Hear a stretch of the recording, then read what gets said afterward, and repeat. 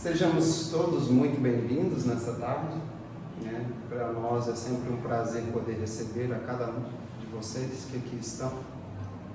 E para nós é um privilégio poder trabalhar e sermos úteis de alguma forma, porque por vezes perdemos esse sentido de verdadeiramente poder ser útil e poder fazer diferença não só em nossas vidas, como na vida de alguém, Então, nós agradecemos a oportunidade e a presença de cada um que aqui está. Quero agora, nesse momento, para não me alongar, já passar para a nossa palestrante da tarde, que tem algumas palavras, deixarei que ela mesma se apresente, para todos vocês, e o tempo é todo seu. Seja muito bem-vindo. Então, boa tarde, amigos. Fiquei tomando um cuidado aqui, uma certa cautela em não cumprimentá-los dizendo boa noite, porque de hábito a gente faz palestra normalmente à noite e à tarde é novidade para mim. E aí nesse inteirinho fiquei com medo, falei, vai que eu falo, Eu venho de Cristalina fica a 280 quilômetros de Anápolis, aqui depois de Brasília. Não chego a passar dentro de Brasília no contexto, mas enfim. E eu já venho há 3 anos aqui em Anápolis, que eu tenho tido a grata oportunidade de fazer estudos junto com o pessoal do grupo Seical. Para mim é sempre uma alegria, porque eu costumo dizer que o aprendizado, em primeiro lugar, é meu. Então, vocês me dão a oportunidade e eu me sinto profundamente grata. Então, esta tarde nós vamos estar estudando sobre o tema das dimensões das casas espíritas, E é um tema intrigante, inspirador, porque na maioria das vezes nós temos pouco, quase nada de entendimento, de percepção desse contexto. Então, é muito interessante, Joana, o tema, e eu fiquei muito feliz quando recebi. Então, vamos lá. Amigos, alguns de nós tiveram o privilégio de nascer de berço espírita. Já nasceram dentro do segmento, com as diretrizes, com os pais lhes guiando e direcionando e trazendo as oportunidades da evangelização, da doutrinação, e o conhecimento só foi ao longo do tempo se ampliando. Outros apareceram na casa espírita, alguns em busca do fenômeno, daquela história de eu quero ver como é que é, será que é isso mesmo? E eu vou lá para contestar, eu vou lá para tirar a prova e apareceram por aqui. Mas a verdade mesmo é que a grande maioria apareceu pela dor. A dor beliscou e não tendo para onde correr, nem como sanar, como aliviar, como consolar, batemos na porta da casa espírita pedindo abrigo, aconchego, esclarecimento, consolo. E depois de vindo para a casa espírita por uma janela ou por outra janela, fato é que alguns acabam se tornando, por longa data e às vezes por uma encarnação inteira, apenas ouvintes. Somos ditos afinizados. Somos ouvintes. Vamos nas reuniões mediúnicas, conforme os dias que tem, ouvimos, levantamos e vamos embora. Vamos trabalhar, recebe um convite, vamos para o posto de assistência, promoção social espírita, não posso porque sábado, domingo, difícil para mim, não rola. Vamos fazer o curso do passe, vamos ajudar a gente no passe, isso aqui que hora que termina, eu preciso sair correndo, sempre tem quem está me esperando lá em casa, não rola.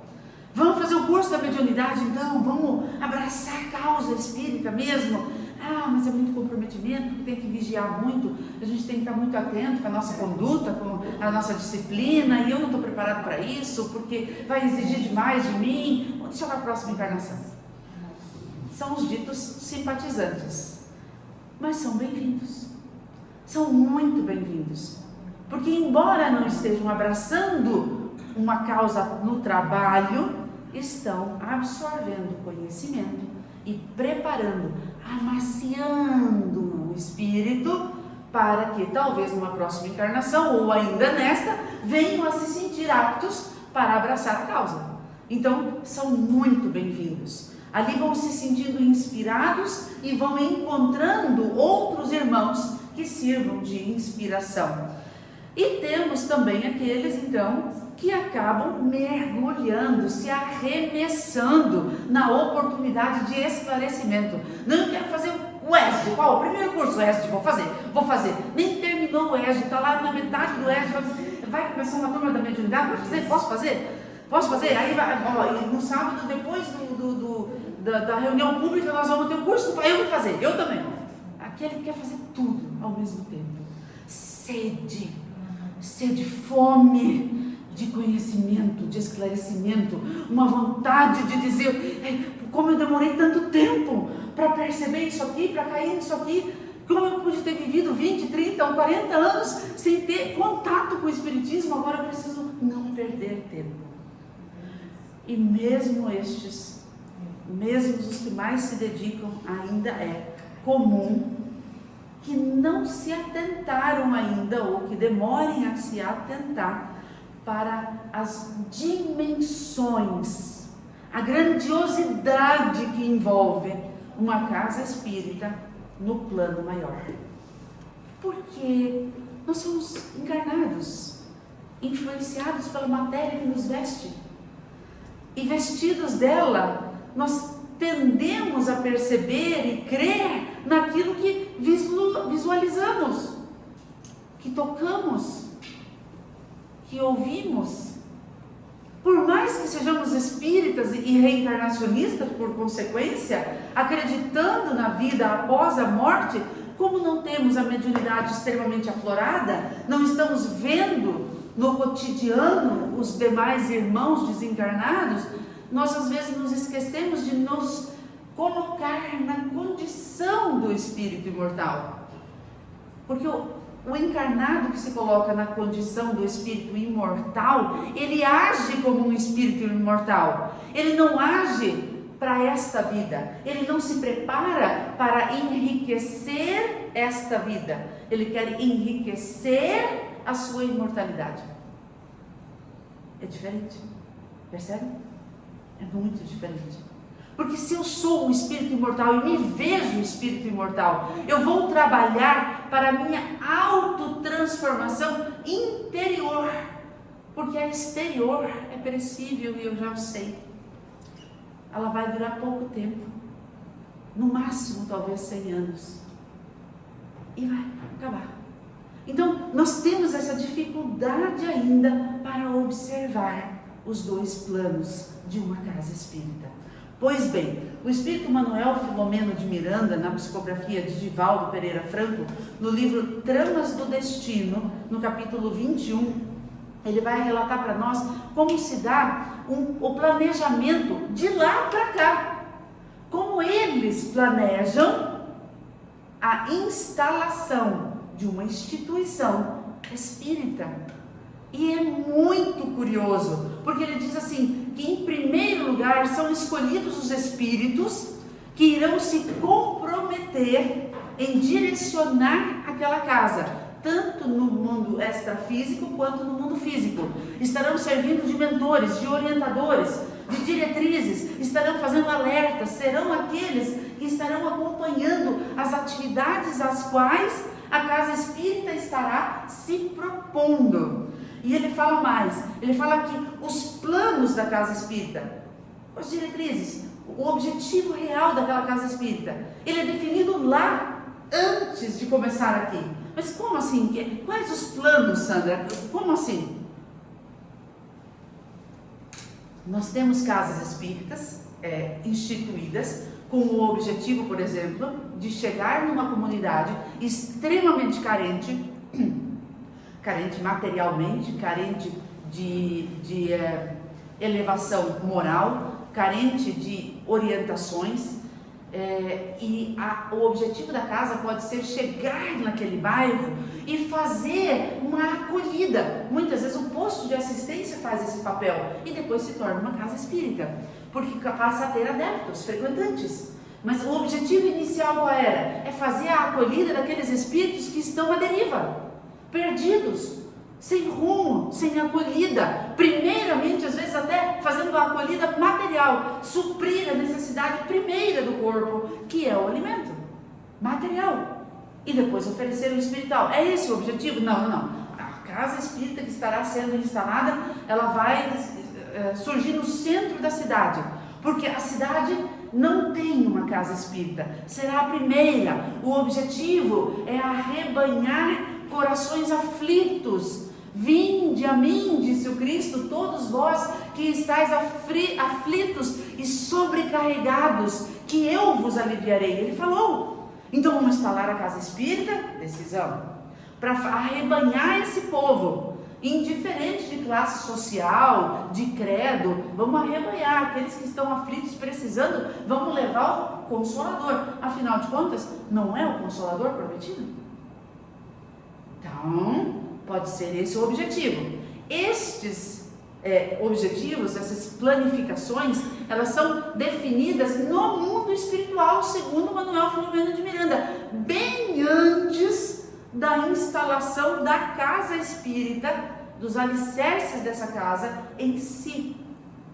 E aí ele fala assim, que nós deveríamos nos atentar ao fato de que o complexo de uma instituição espírita não é exatamente a casa, essa que nos dá guarida, essa que nos agasalha, essa que nos recebe com esses bancos, com essa estrutura.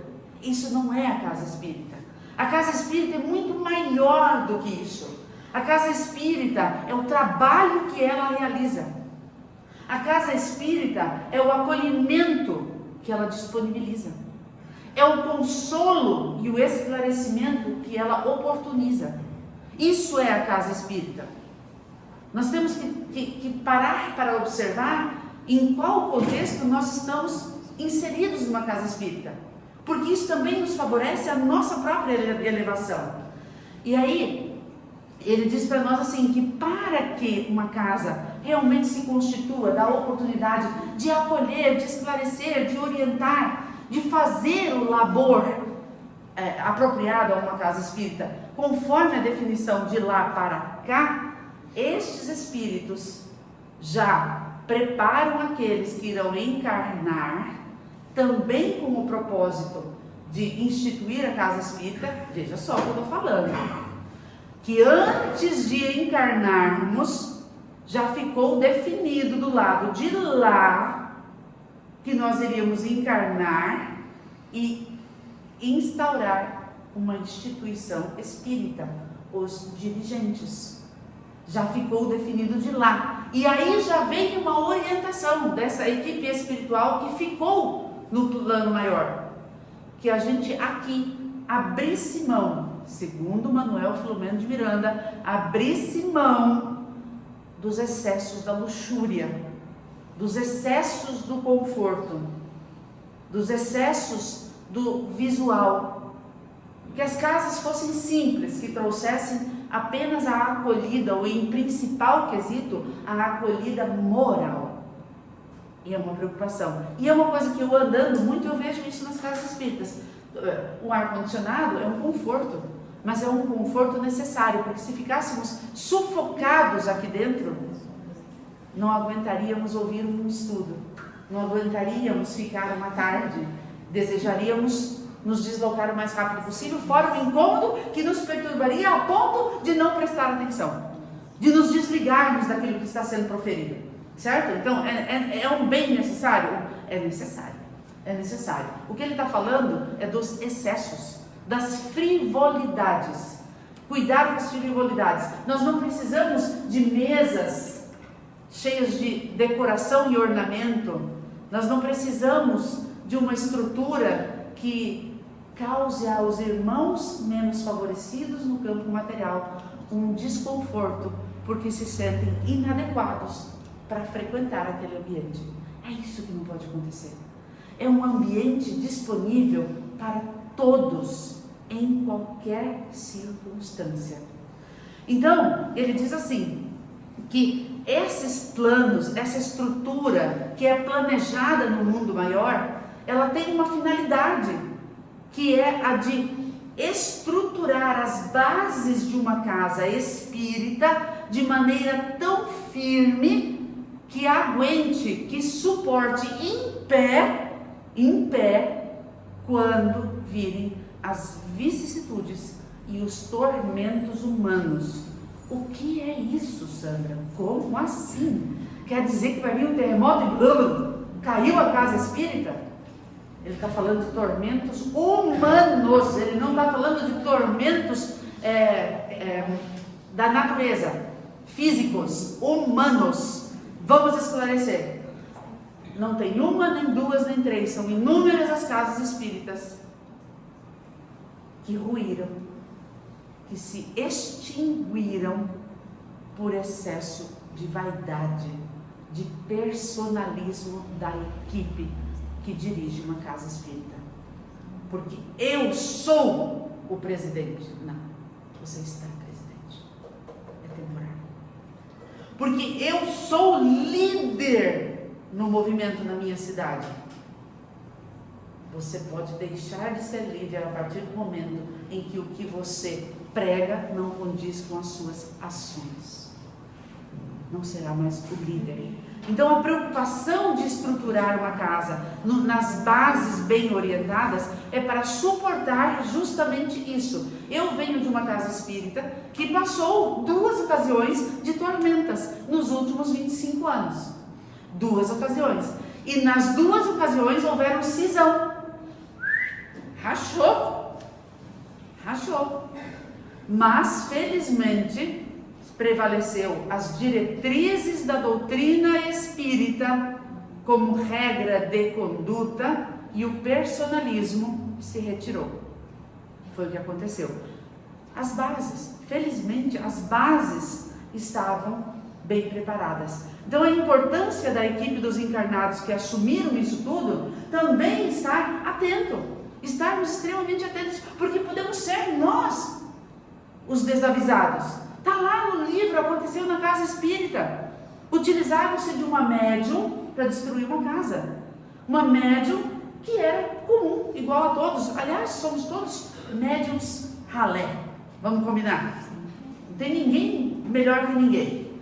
Pois bem, os espíritos imperfeitos falaram, vamos aproveitar, porque ela é imbuída de vaidade. Está lá dentro, guardadinho na cachola, vaidade. Aí tem uma senhora que está com muita dor na coluna, vamos pôr ela na frente. A dor da coluna da senhora é por conta da obsessão que ela sofre. Vamos conversar um tete-a-tete, papo reto com o obsessor e pedir para ele se afastar por um período. Ela vai melhorar da coluna e vai achar que a médium é que é excelente. A médium é que curou ela. E assim se deu. E a vaidade, que é a pedra de tropeço, foi um dos motivos de cisão na casa espírita. Lógico que o livro conta outros detalhes também, a gente não tem tempo para trazer todos. Então, que fiquemos atentos, porque nós ainda carregamos os resquícios de praticamente todos os vícios morais. Talvez a gente já esteja conseguindo abafar muitos deles, mas eles estão aqui ainda, latentes. E é só abrir uma oportunidadezinha que eles pulam para fora e florescem. Então, atenção, muito cuidado. Então, continuando, segundo a orientação de Manuel Filomeno de Miranda, toda casa, ela tem dirigentes no mundo espiritual e no mundo material. A necessidade é trabalhar a humanidade dos 2 planos, físico e extrafísico. Então é preciso que tenha dirigente nos 2 planos, certo? E como isso foi preparado antes de vir, eles fazem um estudo kármico de quem vai encarnar com o propósito de assumir coordenações. E não quer dizer, meus amigos, que você tem que ser o dirigente de um setor uma vida inteira. Aliás, muito pelo contrário, é grande sábio aquele que sabe dividir com os outros. Então estabeleça um estatuto. Não sei o caso de vocês, estou fazendo meu estudo, tá? Não estou botando dentro da ferida de ninguém, por favor, não me mal interpretem. Mas o ideal é que haja uma rotatividade. O ideal é que o dirigente ou os dirigentes espíritas deem oportunidades a outros. Então eu estou dirigente espírita por 2 anos, por 4 anos. Opa, depois eu vou passar para fulana, para fulano, vou passar para ele. Aí ele fica mais 2 ou 4 anos, pronto, opa, vamos passar para o outro.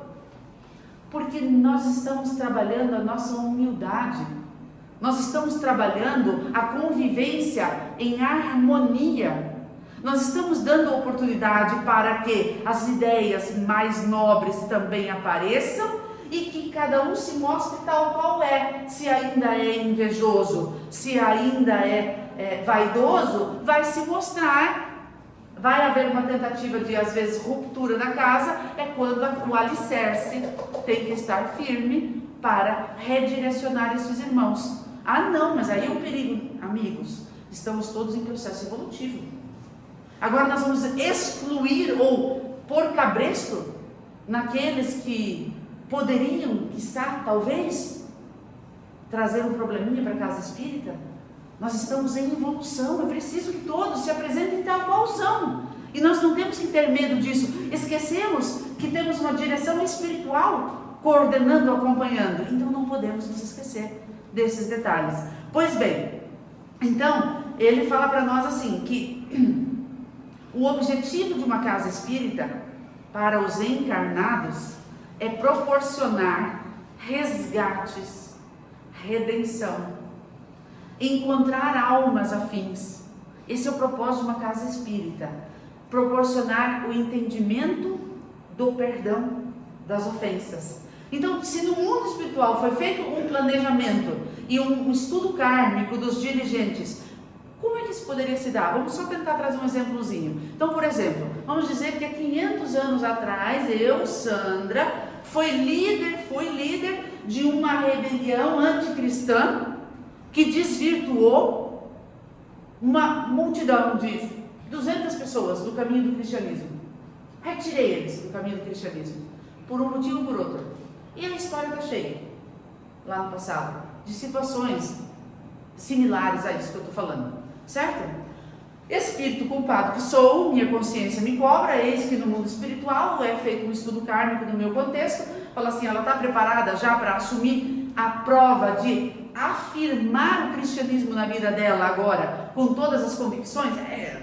Vamos por ela para provar, né? Eu vou, então eu vou ser dirigente de uma casa espírita, porque agora eu vou receber os 200 que eu desvirtuei, e vou tentar laçar um por um para trazer eles de volta. E aí a evangelizadora está líder na evangelização? Por que será? Não tem talvez algum débito com a mesma questão de hoje ter que se comprometer com o propósito de semear a semente cristã naqueles coraçõezinhos que estão aflorando? Então, existe um estudo kármico de lá para cá porque existe um propósito. Não é apenas para atender os que estão chegando na casa espírita, é também para os que estão lá trabalhando. E vão chegando na casa espírita os necessitados de oportunidade de redenção, de oportunidade de convivência. Ou na casa espírita de vocês, não levantem a mão, por favor. Não tem ninguém aqui que tem desafeto aqui dentro. Aqui dentro. Não levantem a mão, por favor. Pois bem, é isso mesmo. Não se encontram dentro da mesma casa espírita ao acaso. É a oportunidade do reencontro. Porque aí a casa espírita vai oferecer um estudo que orienta, que tira o véu da ilusão. Depois vem e oferece o trabalho, a campanha de fraternidade Alto de Souza. E um dia você é escalado para ir com o seu desafeto. Só vocês dois, de porta em porta, pregando o evangelho e pedindo alimento para a campanha de fraternidade. Você e o seu desafeto. Eu garanto que com a proposta cristã tão elevada, no final do dia vocês são os melhores amigos de novo. É isso que acontece. Então essa é a proposta de lá para cá, para uma instituição. Pois bem, o problema, vamos dizer, maior que acontece é que quando nos encarnamos, por vestirmos um corpo material, nos é dado o véu do esquecimento. E esquecendo, vamos às vezes direcionados, porque falamos antes, né? Ou nascemos espírita, ou a dor espinhou e a gente veio, mas quando chegou aqui não quis abraçar causa nenhuma. Quando chegou aqui nós abandonamos o nosso propósito. Ou pior, que é aquilo que a gente comentou, abraçamos carregados dos vícios da vaidade, do egoísmo, da ambição até, de querer dominar, controlar, manipular. Esse é o problema a que nós devemos nos atentar com muita atenção, porque pode tirar o norte do propósito da casa espírita. Bom, entendido como é feito esse plano da instauração de uma instituição espírita, nós precisamos entender como se dá os trabalhos, os principais trabalhos que uma casa espírita tende a oferecer nesse processo de acolhimento, de redenção, de renovação dos espíritos que aqui chegaram. Então, os 3 principais trabalhos nós vamos comentar aqui, a nível de plano superior, para que a gente compreenda, que são as questões das reuniões mediúnicas, as questões do passe e das salas de exposição doutrinária. Tem muito mais? Tem. Nós temos atendimento fraterno, nós temos os postos de assistência, nós temos a evangelização infantil, mas vamos nos atentar a esses 3 quesitos hoje, certo? Quem sabe numa próxima palestra, e a gente faz mais aprofundado ainda, certo? Então, pois bem, sim, tem um detalhe que eu queria comentar sobre a questão de organização do mundo espiritual para cá. A casa de vocês é União, né? É Centro Espírita União. São 2 casas. Então, União. Muitas casas espíritas levam o nome de um patrono. Paulo de Tarso, né? Eurípides Barçanufo, que é a nossa, Chico Xavier, certo? Levam um nome. E diz Manuel Filomeno de Miranda que o dito patrono, vamos usar o nome dele, né? Quando vai se instituir as projeções dos objetivos da instituição religiosa, ele é consultado. Olha, a gente vai usar o seu nome, pode? Pode, mas aí eles têm o direito de colocar objetivos para aquela casa. Por exemplo, vamos dar um exemplo. Paulo de Tarso. Tem sentido uma casa carregar o nome Paulo de Tarso e não carregar o grande propósito da caridade? Porque ele é o profeta da caridade, do amor. Foi ele que nos ensinou e deu os maiores exemplos de amor e de perdão, né? Então não teria sentido. Lá na nossa casa espírita, que se chama Eurípides Barçanufo, lá em Cristalina, na década de 50, um senhor que na época era de meia idade, passou a ter visões de Eurípides Barçanufo. E Eurípides conversava com ele e um dia encontrou ele num lote que ficava nos fundos da casa dele e disse para ele: aqui, você vai abrir ou fundar um centro espírita aqui. E você vai ter a mediunidade ampliada e nós vamos te ajudar a você, ele era quase analfabeto, te ajudar a compreender o Evangelho para que você comece a disseminar, divulgar o Evangelho de Jesus segundo a visão espírita. E aí ele entrou em pânico, ele contando isso. Ele disse: mas como vou fazer isso? Eu sou quase analfabeto e sozinho, na década de 50, onde se tirava pedra em espírita, sozinho. Aí diz que Eurípides disse para ele: não se preocupe, os trabalhadores estão sendo convocados, todos chegarão. E eu falo para vocês uma coisa impressionante que a gente concluiu já há um bom tempo atrás. Os dirigentes e os frequentadores mais assíduos, mais trabalhadores da nossa casa espírita não são cristalinenses. Vieram despencando de outro lugar. E veio gente do Belém, e eu vim lá do Sul, e outro veio de Minas, e o outro veio de São Paulo, e vem despencando. Os trabalhadores. Onde foi feita a programação? Existe a casa? Só ilusão. Existe uma programação definida. Estava nos nossos corações e a vida nos conduziu para irmos. Todos foram parar em Cristalina, na grande maioria sem planejar. Ou porque o trabalho mandou para lá, tem muitos do banco, bancários, muitos militares, outros em busca do agro, que é o meu caso, em busca da agricultura, porque era um lugar que estava crescendo dentro do agro. Enfim, não havia uma programação material, mas havia uma programação espiritual. E assim aconteceu quando Eurípides disse para ele: fica tranquilo, porque os trabalhadores já foram convocados, eles chegarão e chegarão. Então, se nós tivermos o coração tocado para uma proposta dessa, confiemos, existe um compromisso, ele deve ser assumido. Pois bem, então tá, vamos falar agora das diretrizes que orientam uma casa espírita. Eu não preciso trazer nada novo, porque as diretrizes todo mundo sabe, né? Qual é a bandeira do Espiritismo? Deus, Cristo e caridade.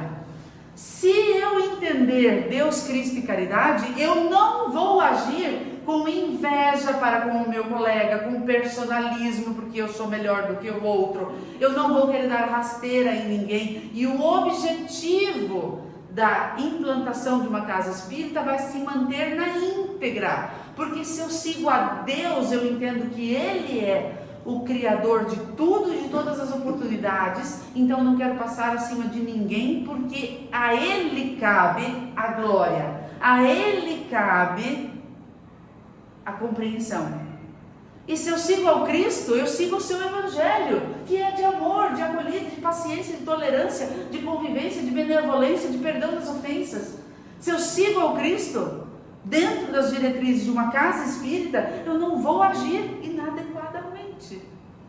E se eu usar da caridade, que tem também como paralelo o codinome amor, se eu usar de caridade, de amor, não tem como eu querer prejudicar um semelhante meu. Então, seguir as diretrizes de uma casa espírita ou as diretrizes do Espiritismo me trarão a oportunidade de ser fiel à proposta que eu afirmei quando estive no mundo espiritual.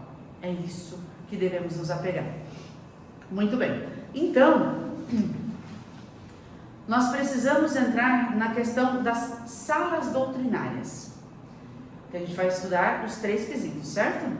Então, as salas doutrinárias. O que são salas doutrinárias? Isso daqui exatamente. São espaços dedicados à oportunidade de explanações espíritas, de portas abertas ao público, criando a oportunidade de que qualquer um, mesmo que não tenha afinidade, chegue aqui a primeira vez e venha se beneficiar dos estudos que aqui são apresentados. Aí nos contam os espíritos que a magnetização é feita nesse ambiente por espíritos especializados para manter uma psicosfera salutar. Ah, Sandra, mas eu achei que eu só ia para lá e escutava a palestra. Você, né? Você, mas a equipe espiritual veio aqui primeiro, preparou todo o ambiente, fez uma asepsia, dissipou miasmas energéticos e preparou o ambiente, porque é natural que eu saia de casa no momento da minha aprovação, carregado de dor, de mágoa, de ressentimento, de frustração, e ao entrar numa casa espírita, é como se eu arrepiasse inteiro. Quem é que nunca sentiu? Arrepia inteiro e você se sente como que num abraço gigante e as lágrimas escorrem. Quem nunca viveu isso? No momento ápice da sua dor. Porque a casa espírita foi preparada para te acolher, preparada para te receber.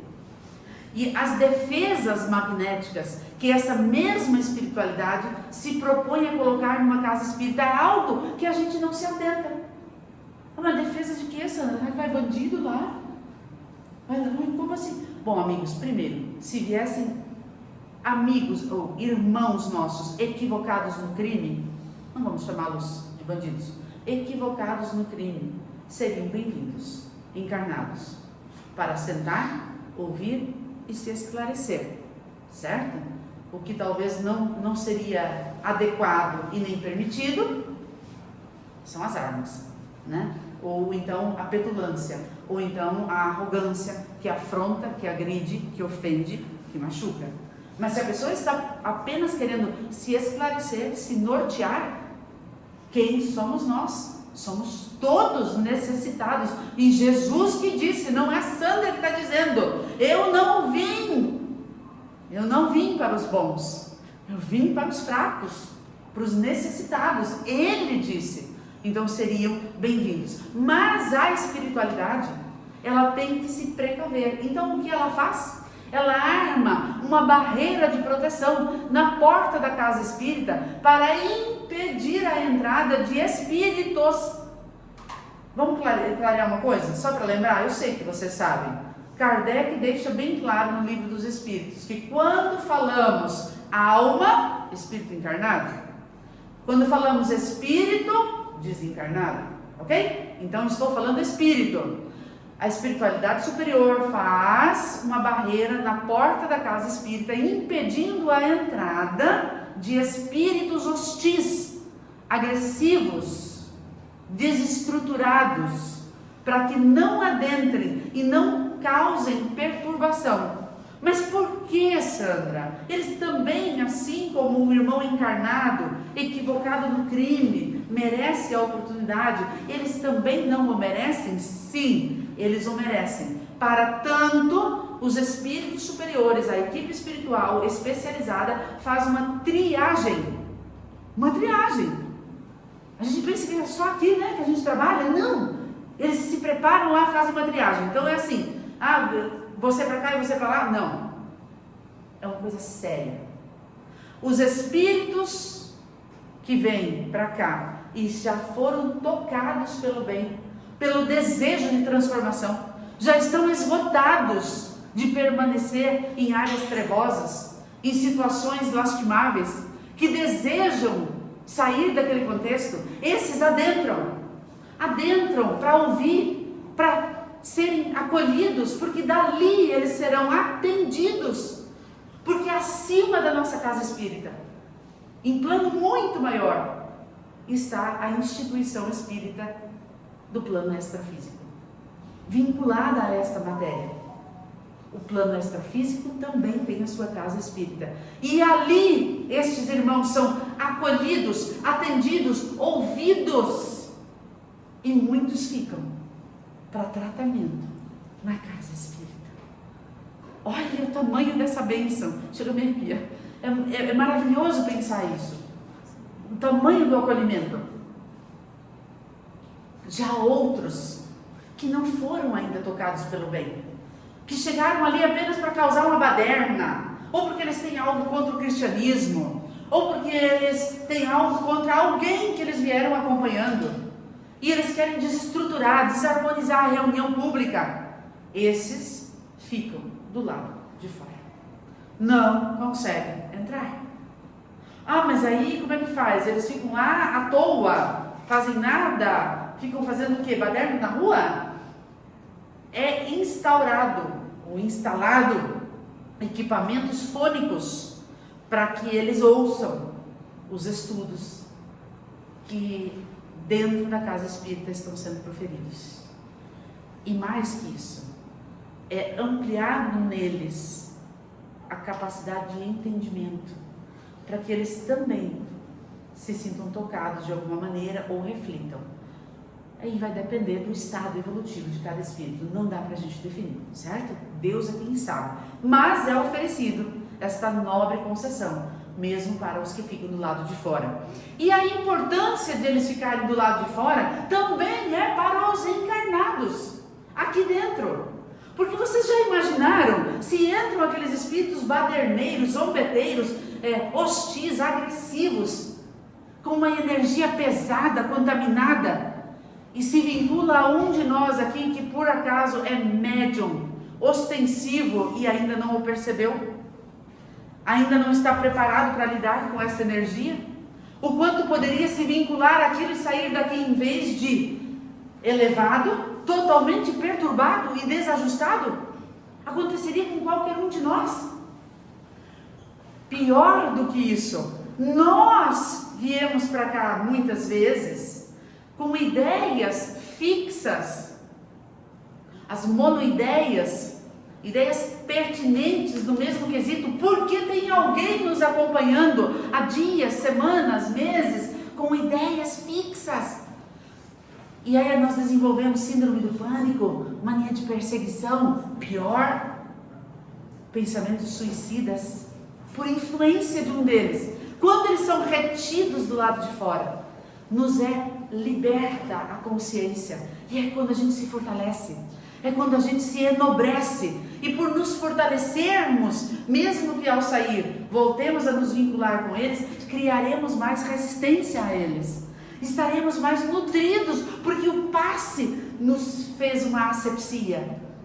Então a importância de desvinculá-los por esse período, por mais curto que seja, lá ficam eles, presos do lado de fora. Então é muito importante que a espiritualidade se preocupe com isso, porque é para o nosso bem e para o deles também. Então não existe realmente acasos. A vigilância da equipe espiritual é com o objetivo de manter equilibradas e salutares as energias aqui dentro.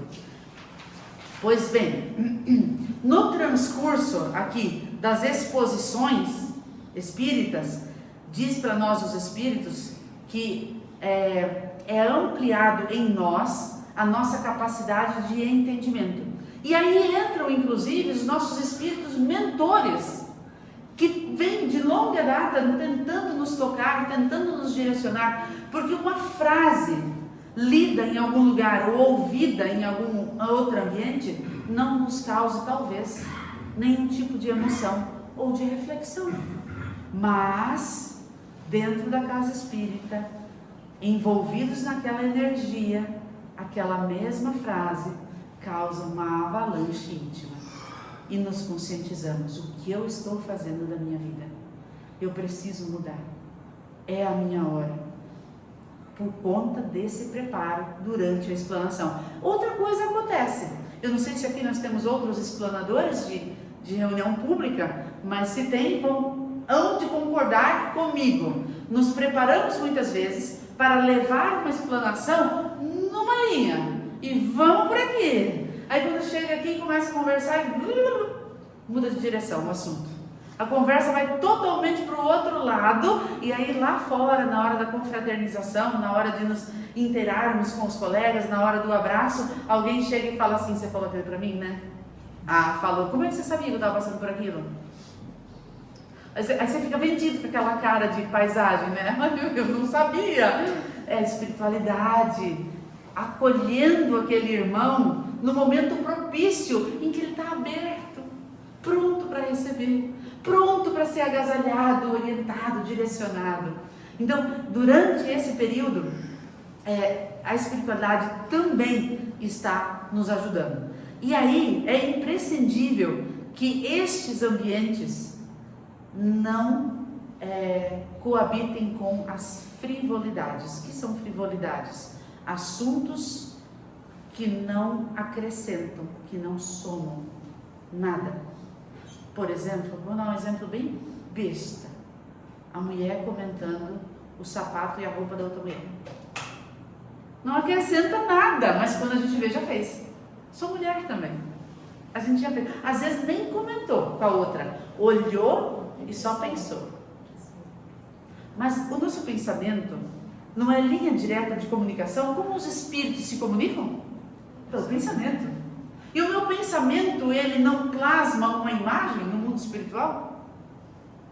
Então talvez eu esteja dando brecha à espiritualidade imperfeita de perceber os meus pensamentos e me atacar justamente pelas minhas brechas, aonde eu equivocadamente navego muitas vezes pela maledicência, que talvez seja meu calcanhar de Aquiles. Então, a importância da gente não permitir frivolidades no ambiente, numa sala de explanação, nem intrigas, de jeito nenhum. Deixe as intrigas lá fora, aqui dentro o intuito é o perdão das ofensas. O estudo sério também é um quesito muito importante.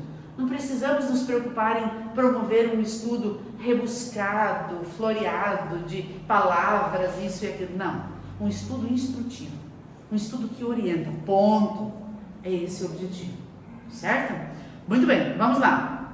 As reuniões mediúnicas. Não podemos deixar de falar das reuniões mediúnicas, elas são muito importantes numa casa espírita.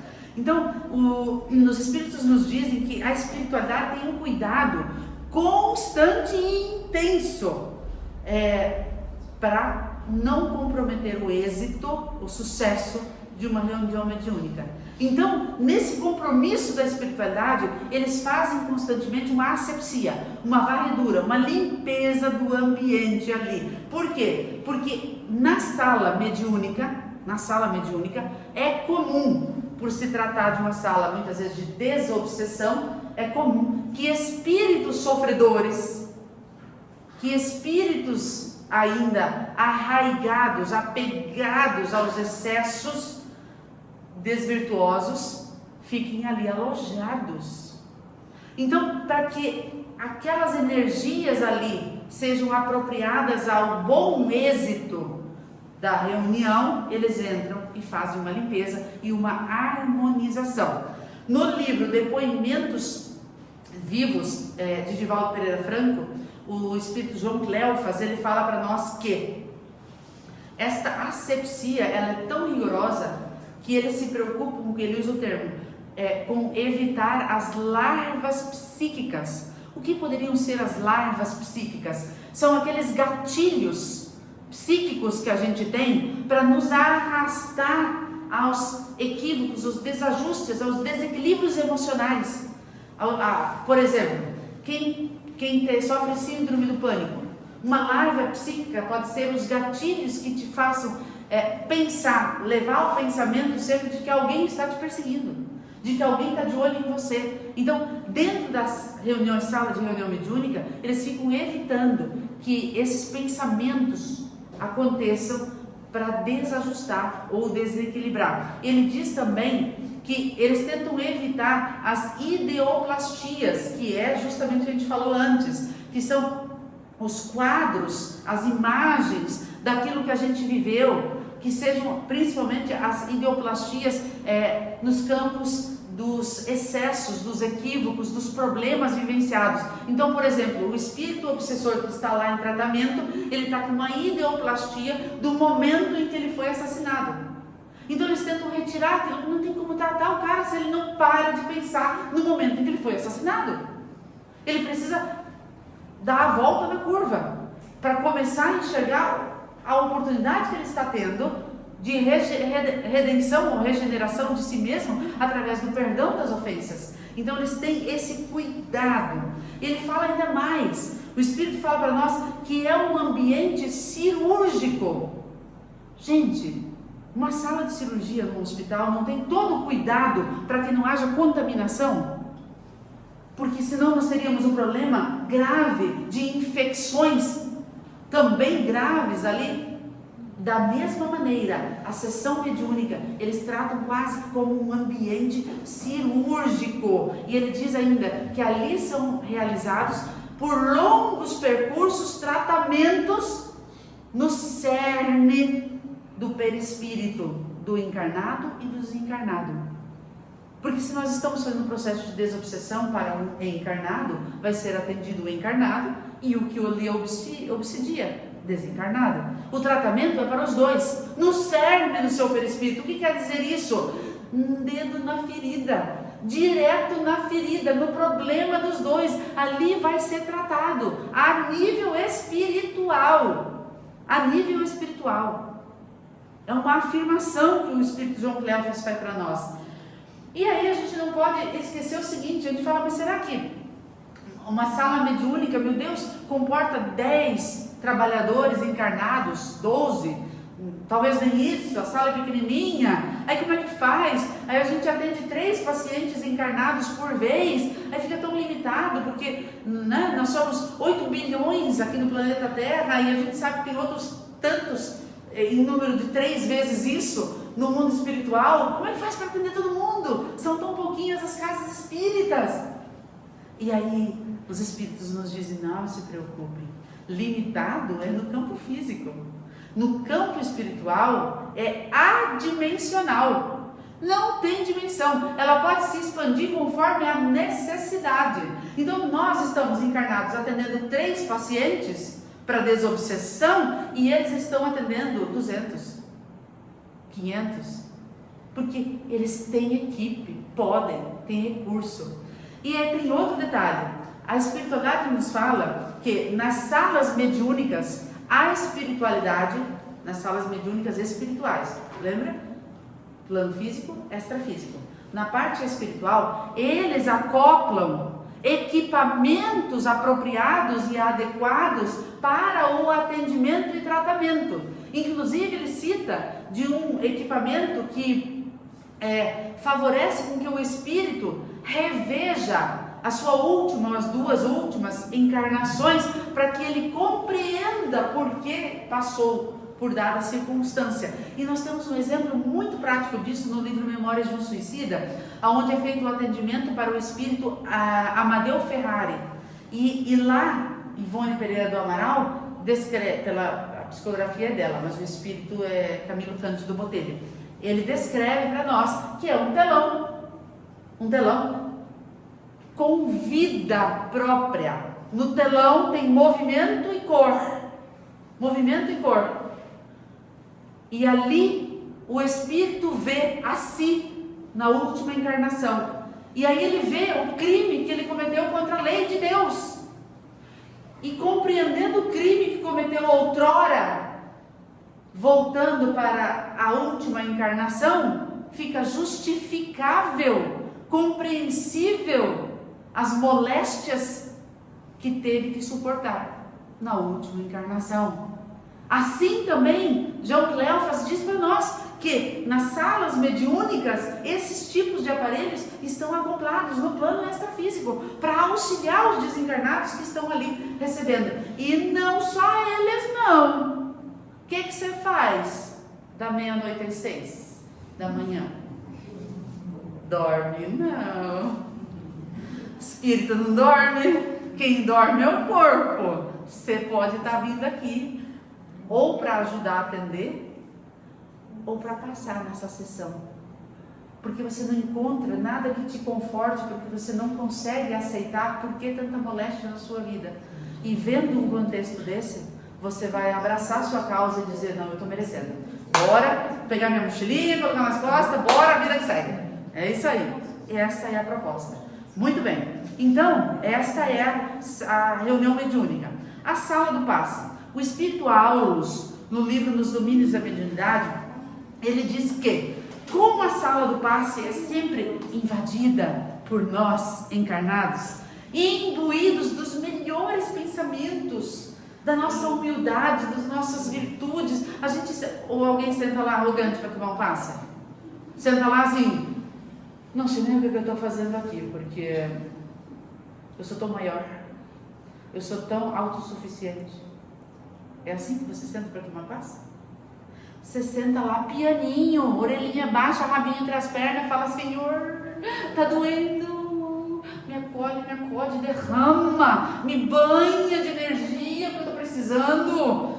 E é isso que acontece. Então, diz o Espírito Aulus que por ser tomada por nós encarnados, imbuídos dessas energias que são elevadas, e o ambiente do passe é um local onde cumulam energias nobres. O que os espíritos superiores têm de fazer? Harmonizar, equilibrar, balancear, organizar aquelas energias ali. Mas mesmo assim, eles também fazem vigilância para que ninguém no meio do passe tenha, por exemplo, uma ideoplastia que pode desarmonizar ali uma ideia, uma imagem, pensamento. Então, por exemplo, você de tarde teve lá uma briga com a sua esposa ou com o seu esposo, bravo, e você é o passista da vez. Aí você está dando passe e de repente vem aquela imagem de você esbravejando com o seu companheiro ou companheira.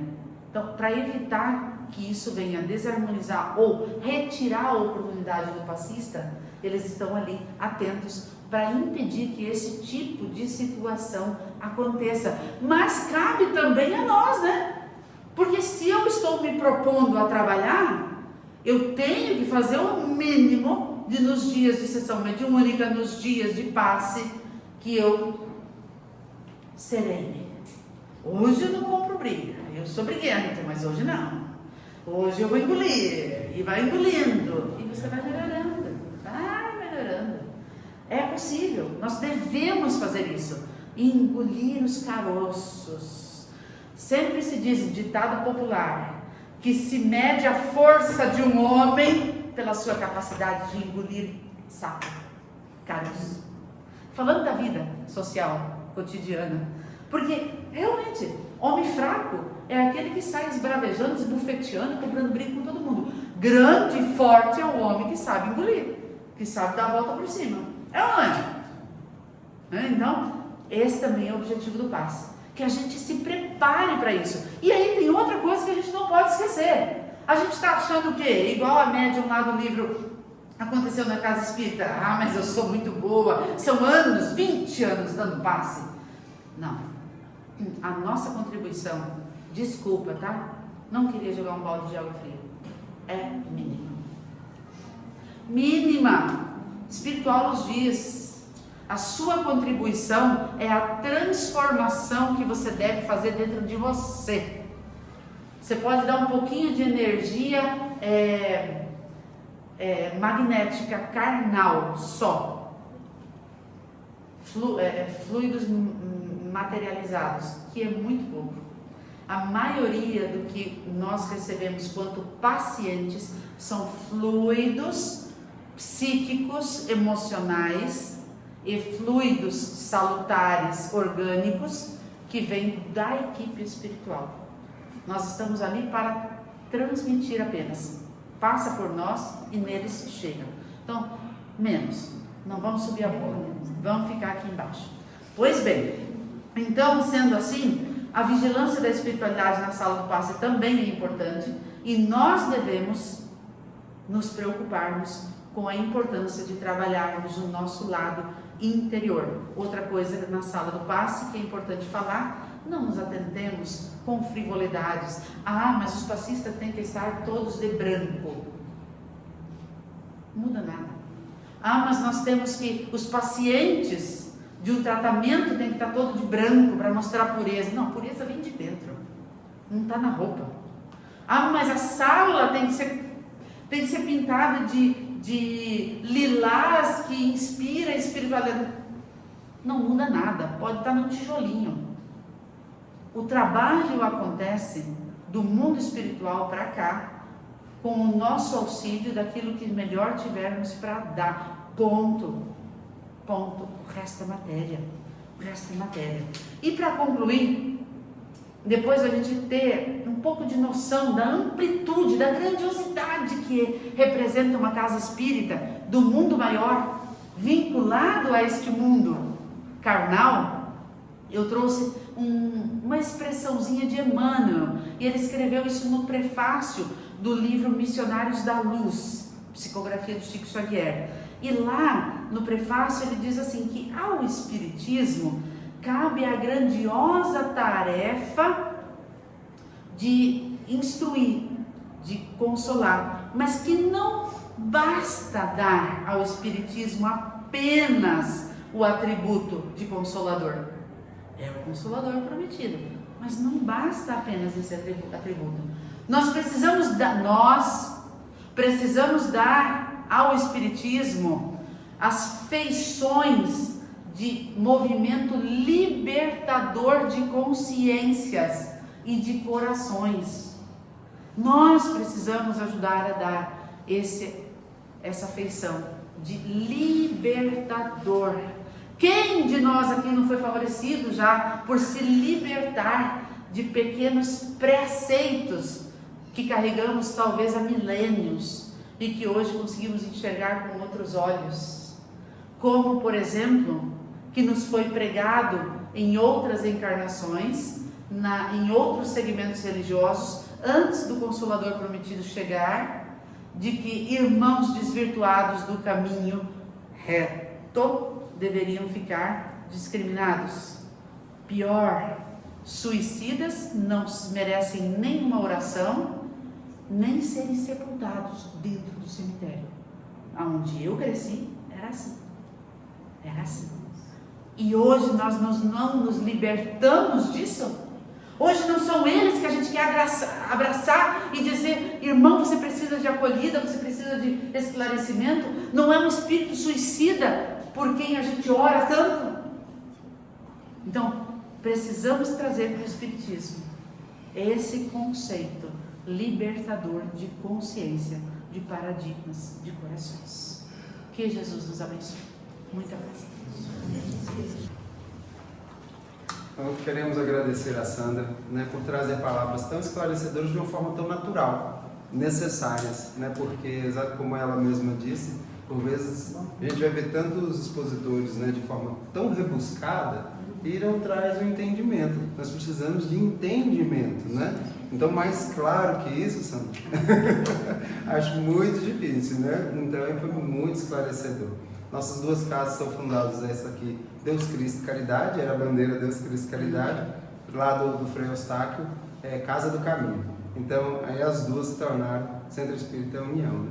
E a gente está nessa luta de manter essa união, né? Sempre, né? Com fé, com trabalho, né? Dentro do Evangelho de Jesus Cristo, que é necessário. E até sobre o estatuto nosso também, ainda bem que a gente conseguiu também colocar de uma forma que seja sempre, né, a gente está sempre dividindo isso daí. E eu queria lembrar a todos que minha posição de harmonizador, ela não é fixa. Já falei para vários outros.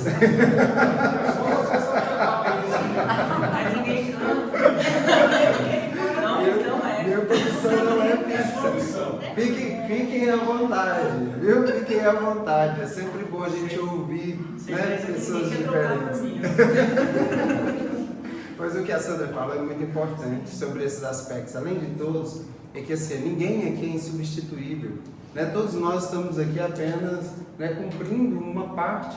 Né? Então, todos nós aqui é muito importante, sábio da nossa parte, entender que logo aqui eu estou fazendo algo e eu preciso passar esse bastão para outro e assim sucessivamente, e nós vamos nos auxiliando uns aos outros nesse processo. Não tem ninguém melhor do que ninguém aqui, não tem ninguém mais importante do que o outro. Né? Então nós estamos aqui na busca de nos auxiliarmos nesse processo, como ela também disse, é muito pequeno da nossa parte. Né? A espiritualidade é que ela faz o trabalho maior. Nós apenas nos colocamos à disposição e tentamos de alguma forma nos esforçarmos, né, para ser um instrumento mais afinado possível. Né? Hora desafina, hora a gente precisa ir lá e afinar, e cada um sabe de si. Não é necessário ninguém dizer para o outro, né, você precisa disso, daquilo. Não, cada um sabe de si. É só olhar para dentro, né, e a gente sabe disso.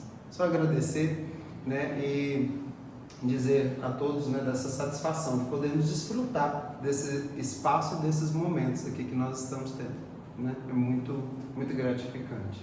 Né? Possamos elevar os nossos pensamentos mais uma vez a nosso Pai Celeste, a espiritualidade amiga, agradecendo que nos envolve neste momento, né? Pedir para prepararmos. Prepare as nossas mentes, os nossos corações para a segunda etapa das atividades. Possam cada um, se não por mérito, pela infinita misericórdia de nosso Pai, receber aquilo que veio buscar. Mas que possamos sair daqui transformados, diferentes, com o ânimo, com a esperança e a fé, revigorados, com o desejo de realizarmos e fazermos o melhor que pudermos fazer em nossas vidas. O Senhor nos abençoe, hoje e sempre. Que assim seja.